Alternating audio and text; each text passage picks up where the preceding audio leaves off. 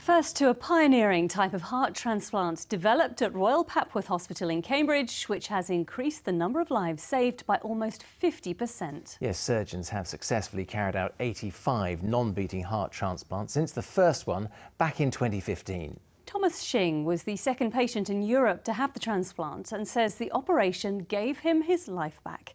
Elodie Harper reports. At the age of 18, Tom Shin from Hertfordshire was diagnosed with a serious heart condition. And not long after that, he was told his best hope of recovery was a transplant. He waited nearly 3 years for a heart when Royal Papworth Hospital offered him the chance to take part in a revolutionary treatment, a DCD or non-beating heart transplant. So the heart went in. I was out of hospital 2 weeks after the operation. 10 weeks after I was back wakeboarding, and then 12 weeks was back to my motocross, so riding and racing motocross bikes, and then it just progressed from there. So a year after I did a 12-mile Tough Mudder, and then I was back to work actually 6 months after. Since that operation in 2015, Tom has embraced life to the full.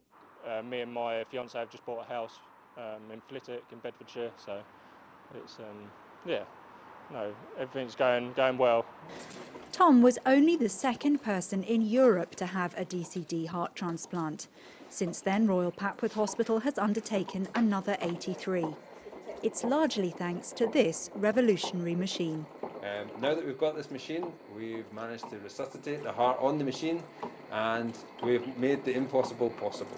Being able to bring a heart back to life means many more people's lives have been saved. Incredibly important because it uses donor hearts that we thought were previously unusable.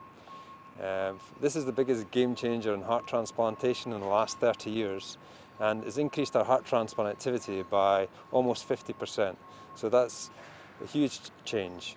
For staff who work on the transplant team, it is a uniquely rewarding area of medicine. So when Tom was here with us prior to his transplant, he was very, very poorly. He was very sick indeed.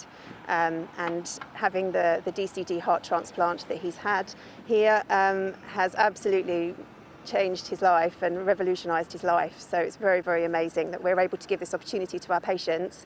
Royal Papworth Hospital is now the leading centre in the world for DCD heart transplants. Good news for the Cambridge Hospital, and even better news for patients like Tom, who say the surgery has given him back his life. Elodie Harper, ITV News.